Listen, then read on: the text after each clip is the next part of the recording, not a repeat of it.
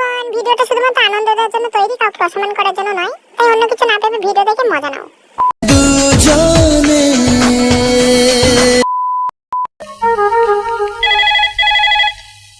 Hello hello মেঘনা, আকাশ। এখন phone করেছো?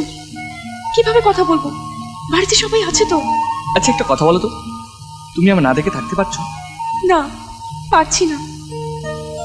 এই শোনো না, আমাদের পুরোনো জায়গায় দেখা করবে? কখন? এক্ষুনি। ওকে, আসছি। Love you. ইয়েস।